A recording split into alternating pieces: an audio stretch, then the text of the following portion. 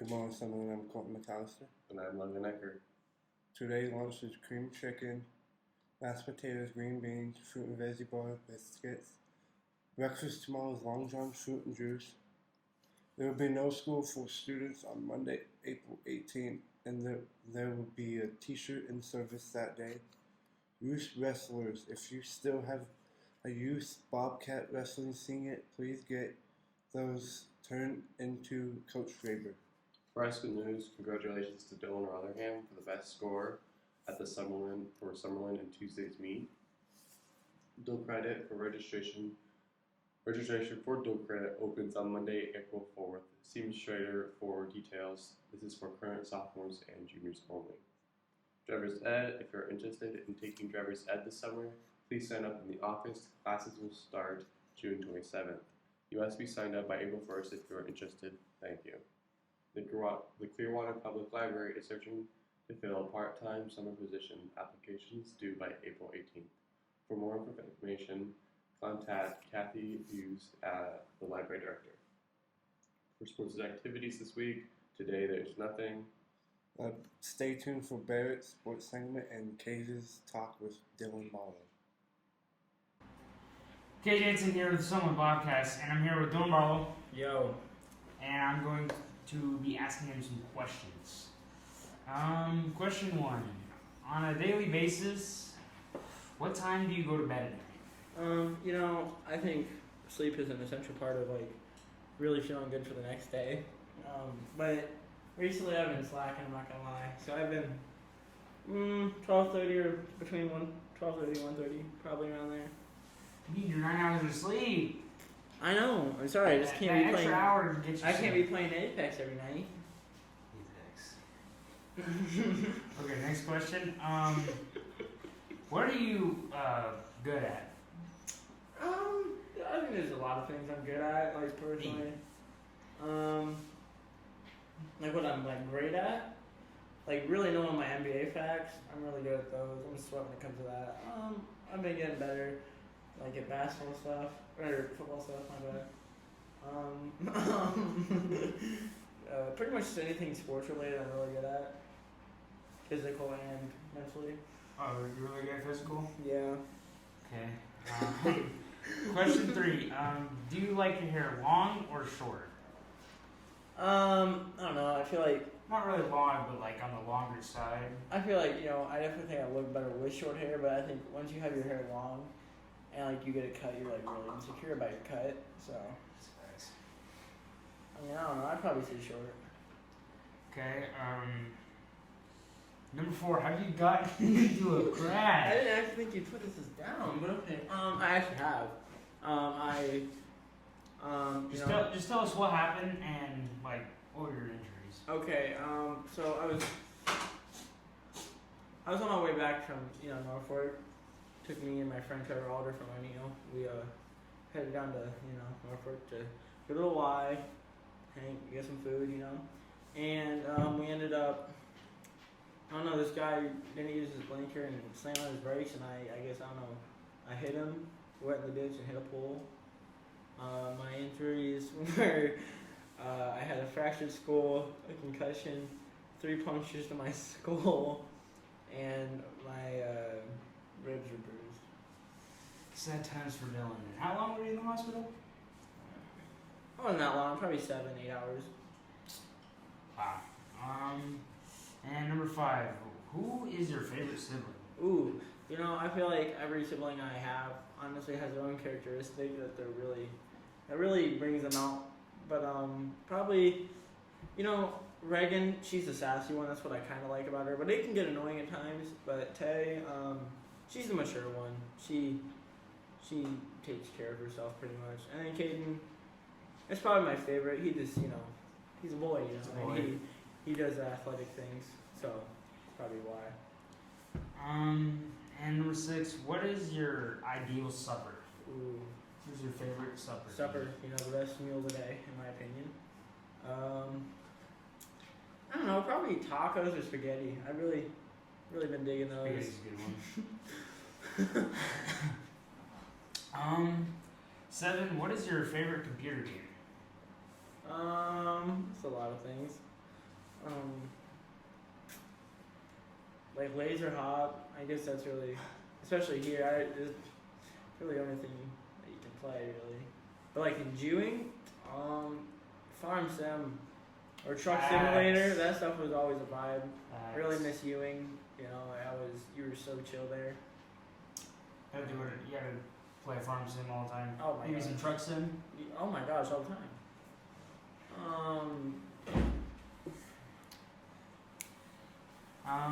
And number 8, favorite PED. Doesn't have to be from this year. It could have been from Ewing. Obviously Ewing. I had the better PE. It's obvious. Because, you know, less kids, so really not as protective, I guess. But I would say probably flag football. That was always fun. Dodgeball. Oh my gosh. Even when we got Mr. Medina to play, it was always a vibe. Sweatfest though. Oh my gosh, you're telling me. What are you doing after school? I don't know. It depends. If we might, a bunch of us guys might go to Page and play basketball, or go to Sam's house and play basketball. Either one, depends on the wind, really. If not, I'll probably go home, take a quick nap, and then probably hop on the Xbox for a little bit. Okay. And number 10.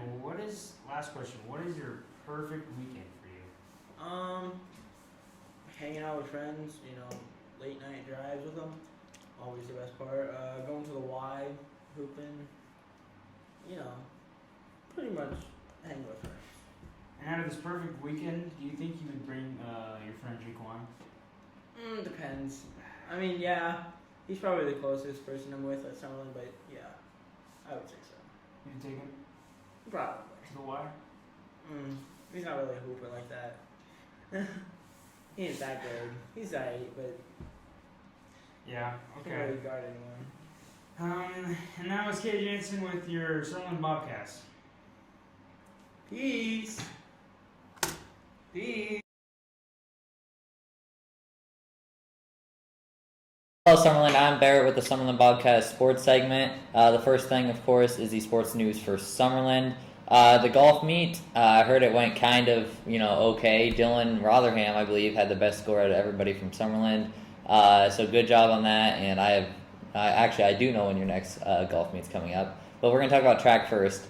Monday, April 4th, is a high school track meet at North Central, and that starts at 10 a.m. Next Monday. And then the day after, Tuesday, April 5th, golf is in Neely at 4 o'clock again. So good luck to everybody in track and golf. Hopefully you do well. We got the NBA scores here for me and Mr. Medina. The Spurs beat the Pelicans 107-103. Kings beat the Magic 114-110. Raptors beat the Pacers 131-91. The Nets end up beating the Heat 110-95. The Grizzlies beat the Bucks 127-102. The Bulls barely end up beating the Cavs 98-94. Nuggets beat the Thunder 113-107. The Rockets actually do end up beating the Trailblazers 115-98. The Knicks just barely hang on to beat the Pistons 104-102. This one we don't have to worry about too much. It's just the Wizards beating the Warriors without Steph 123-115. Don't have to worry about that one. Celtics end up beating the Timberwolves pretty easily 134-112. The Suns come back from a second half deficit to beat the Sixers 114-104. The Lakers here, they blew a 25-point lead, and the Pelicans beat them 116-108. I mean, that the Lakers are having a down year. You do not want to be a Lakers fan right now. Luka carries the Mavs to beat the Jazz 114-100, and the Hornets beat the Nets 119-110. So, if you remember, Mr. Medina said, I'm going to be top. I'll come back and talk to you when I'm top of the leaderboard. He's 8-7. I think you guys will see the leaderboard here in a little bit, but he went 8-7, and I went 9-6. So there you go, Mr. Medina.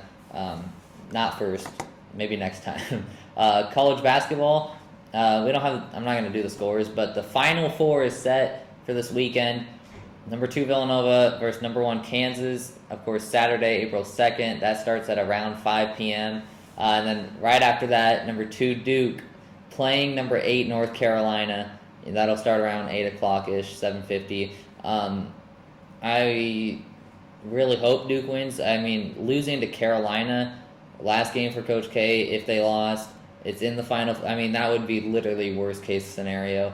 I'm hoping we can win that. We looked really good so far in the tournament, and if we do, if we do win that, I would expect we'd be playing Kansas because I don't think Villanova can beat Kansas. But you never know. They're in the Final Four. Villanova has Gillespie, but they have, I don't remember what his first name is. His last name is Moore for Villanova. I think Charlie Moore. He's out. He's not even playing. So that's another advantage for Kansas. But that's what we got to look for this weekend for basketball. But now let's take a look at our leaderboards for my special guest and for me.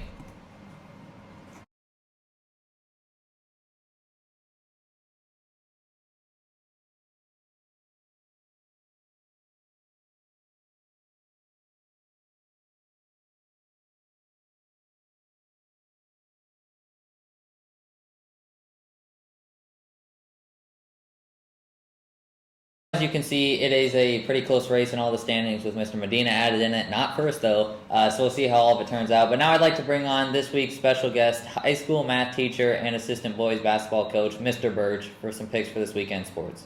Mr. Birch, it is great to have you here. You ready to make some picks here? I am ready to make some picks. Thanks for having me, Barrett. Yep. Hornets and the Sixers first. I'm going to go with Embiid and Harden. We'll go with the Sixers. Yeah, Although, I agree. what's the ball kid who plays for the LaMelo. Hornets? He's pretty good. Yeah. We'll go Sixers. And the Sixers at home. I agree there.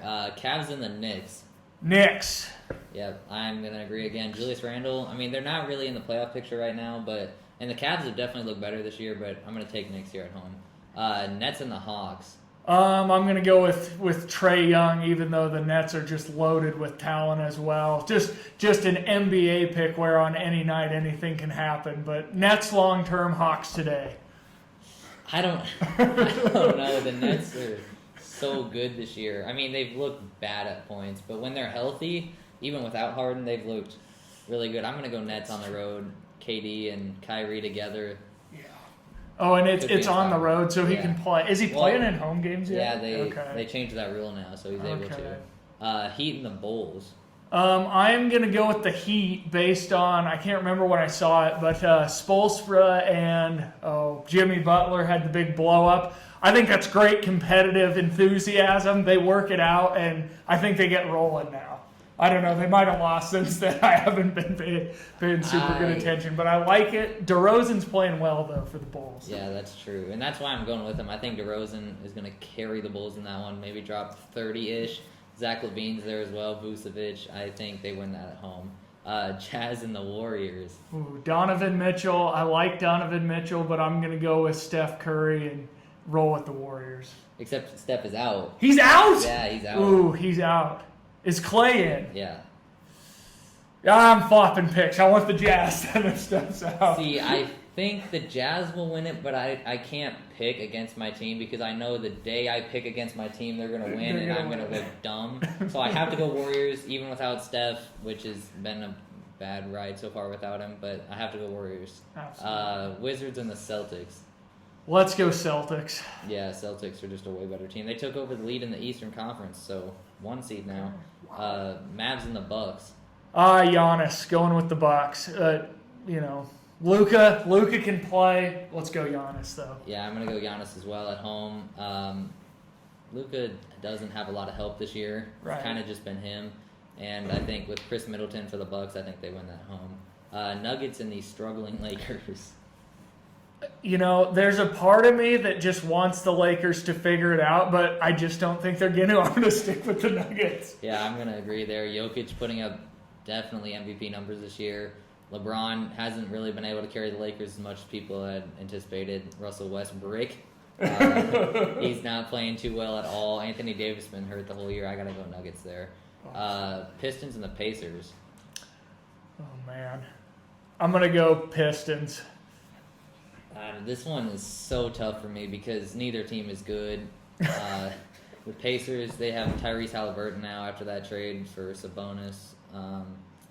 Pistons have Cade Cunningham.